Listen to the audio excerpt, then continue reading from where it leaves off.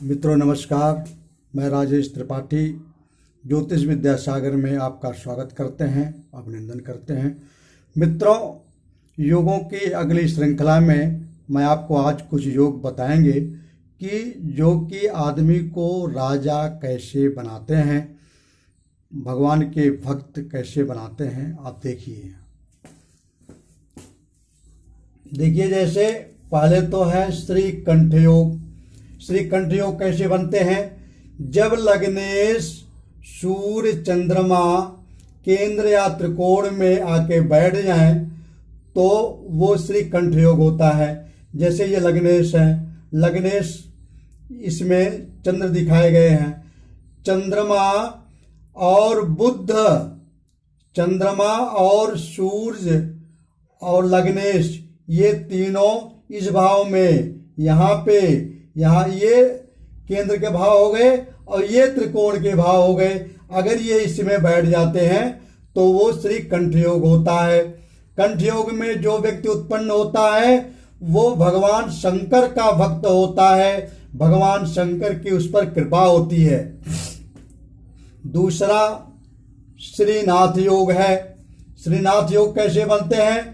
जब भाग्येश आपके ये हैं, भाग्येश और बुध और शुक्र ये केंद्र में या त्रिकोण में कहीं आके बैठ जाएं तो वो श्रीनाथ योग होता है।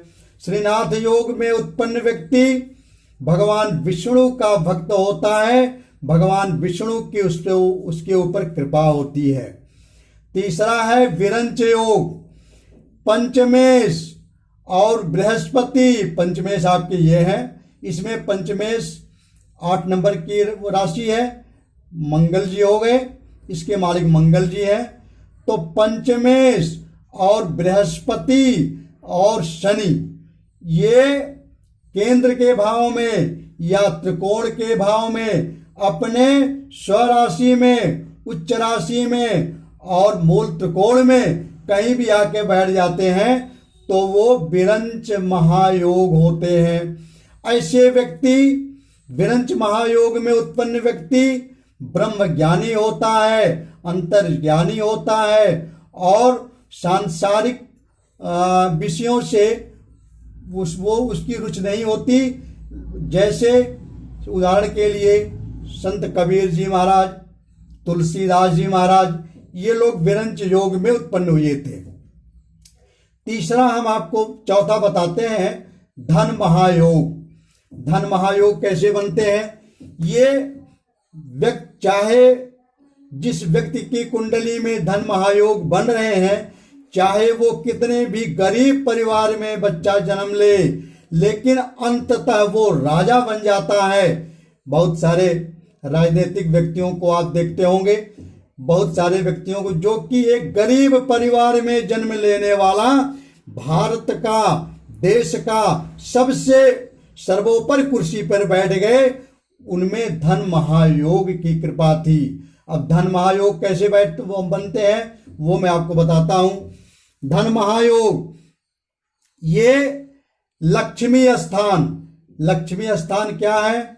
लक्ष्मी स्थान त्रिकोण के भाव हैं। विष्णु स्थान, ये केंद्र के भाव को विष्णु स्थान बोलते हैं। 4 जैसे एक भाव, चौथा भाव, 10वां, 7वां और 10वां, ये केंद्र के भाव हैं, इनको बोलते हैं विष्णु स्थान। और लक्ष्मी स्थान 1, 5 और 9, इनको बोलते हैं लक्ष्मी स्थान। और देखिए धनेश और लाभेश, इस भाव को धनेश बोलते हैं। द्वितीय भाव जो हमारे कुंडली का होता है वो धन का होता है, उसमें जो राशि बैठी होती है वो धनेश बोला जाता है। और लाभेश 11वां भाव, कुंडली का 11वां भाव लाभेश इनको बोलते हैं, ये लाभ के भाव होते हैं। इसमें जो राशि बैठे होते हैं वो लाभेश होते हैं। तो विष्णु स्थान, विष्णु प्लस लक्ष्मी स्थान प्लस धनेश और प्लस लाभेश की युति जहां होती है, स्थान परिवर्तन होता है, तो उनको हम धन महायोग बनाते हैं। अब देखिए, जैसे चतुर्थ, ये प्रथम भाव है, लग्नेश है, केंद्र का भाव है, त्रिकोण का भाव भी है। चंद्रमा अगर द्वितीय भाव में चले जाए, चंद्रमा द्वितीय भाव में चले जाए धन भाव में, और धनेश इसमें सूर्य भगवान है, वो प्रथम भाव में आ जाए, तो यह स्थान परिवर्तन हो गया। इस तरह से बनता है धन महायोग। दूसरी चीज, अगर चंद्रमा इसमें लग्नेश जो है वो चंद्रमा जी हैं, अगर चंद्रमा चौथे भाव में सुख भाव में आ जाए तो, और सुखेश जो है, ये चौथे भाव को बोलते हैं सुखेश, सुखेश इसमें शुक्र जी हैं, क्योंकि सप्तम राशि जो मालिक होते हैं वो शुक्र जी होते हैं, तुला राशि होती है, तुला राशि के मालिक शुक्र जी हैं। शुक्र जी लगन में पहुंच जाए, चंद्रमा सुख भाव में आ जाए, और जो सुखेश हैं वो लगन भाव में आ जाए, यह भी धन महायोग हो बन रहा है। तीसरा, चंद्रमा पंचम भाव में आ जाए और पंचमेश लगन में आ जाए, तो ये लग्नेश और पंचमेश का स्थान परिवर्तन हो गया, ये हो गया धन महायोग। इस प्रकार से लगन का और इनका धन भाव का, सुखेश का, पंचमेश का, सप्तमेश का और भाग्येश का, दसवां भाव इनको बोलते हैं राज्य भाग। ये हमारा राज्य भाग होता है, ये हमारा सुख भाव होता है। इनमें आपस में कहीं भी परिवर्तन होते हैं, आपस में स्थान परिवर्तन होता है, तो वो धन महायोग बनाता है।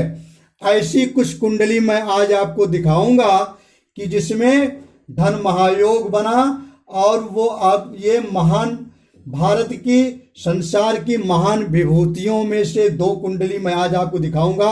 वीडियो को आप पूरा देखना, वीडियो आप कट मत करना, इसलिए कि नहीं तो पूरा योग आप देख नहीं पाओगे। लास्ट में मैं आपको वीडियो भी दिखाऊंगा कुछ, जो एक तो श्रीमती इंदिरा गांधी जी की है और एक इंग्लैंड की महारानी एलिजाबेथ जी की है। उनकी कुंडली में धन योग कहां बन रहा है मैं आपको दिखाऊंगा। 5वां है दैन्य योग।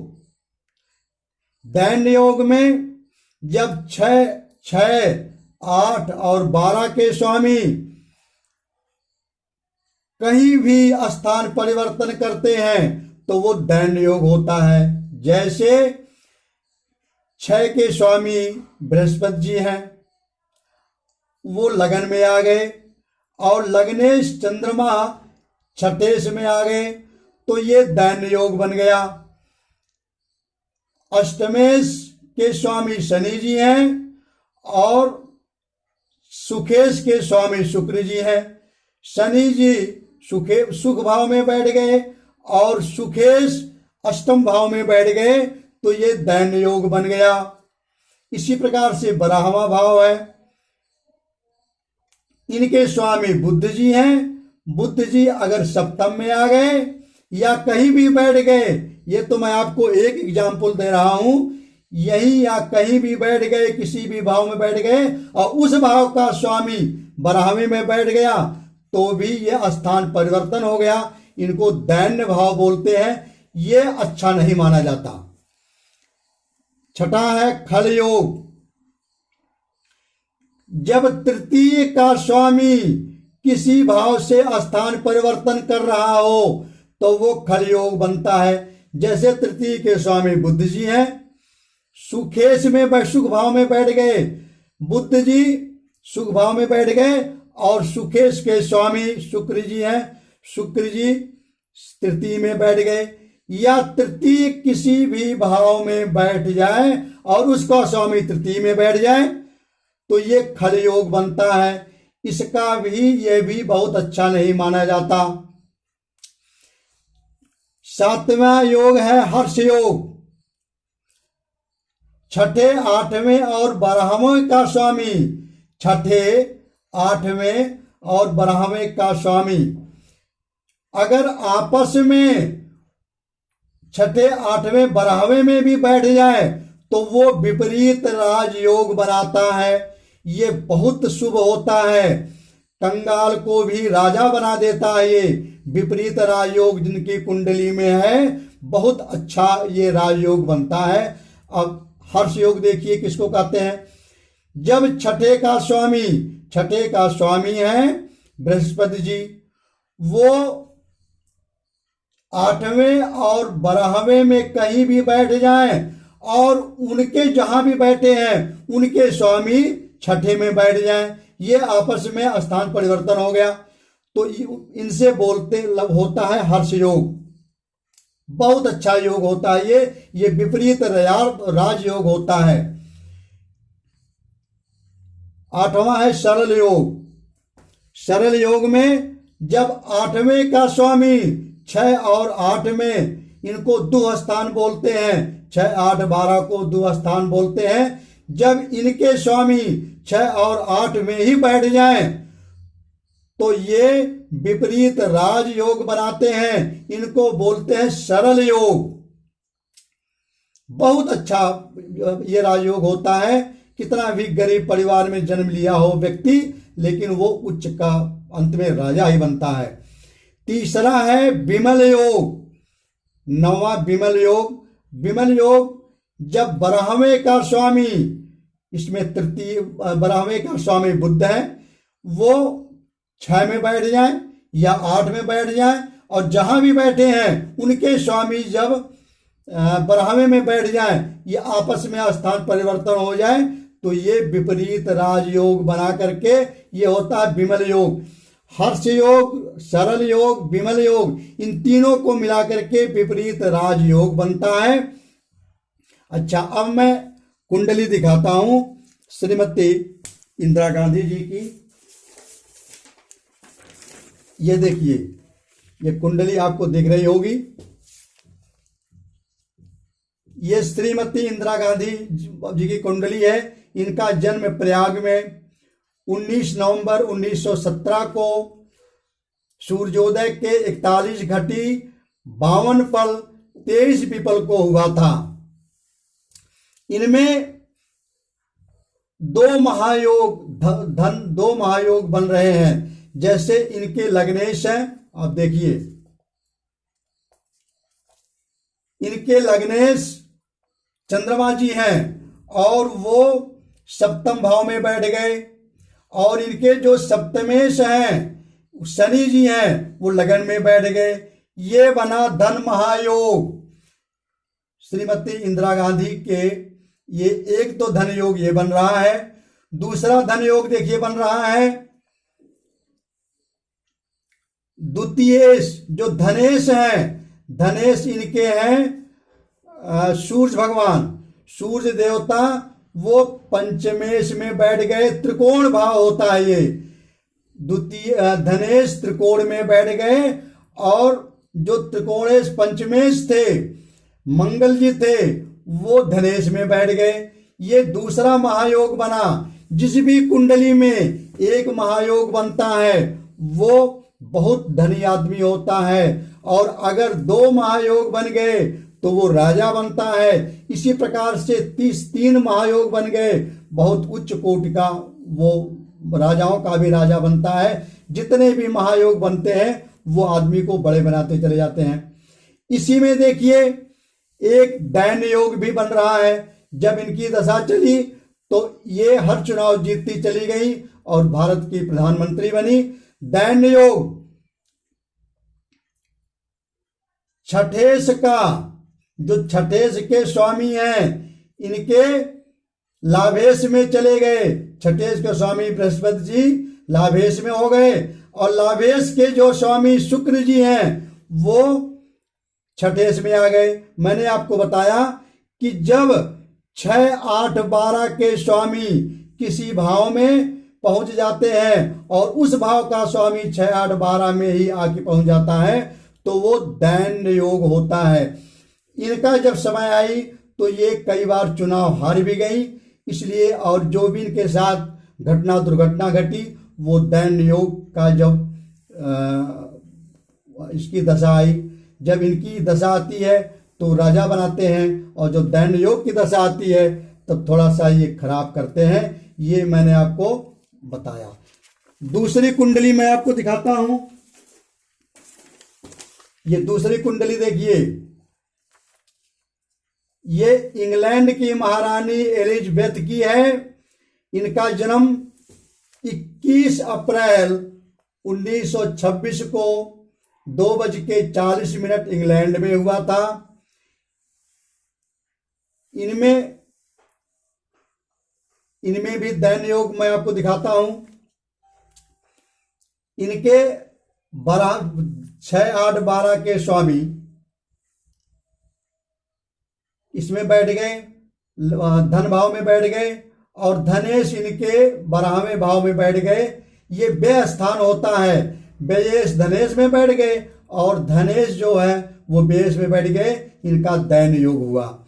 इनमें 2 ग्रह मंगल और सूर्य ये उच्च के ग्रह हैं। जिस भी कुंडली में सूर्य और मंगल दोनों उच्च के बैठ जाते हैं, शुभ भाव में बैठते हैं, तो वो व्यक्ति राजा ही बनता है। अगर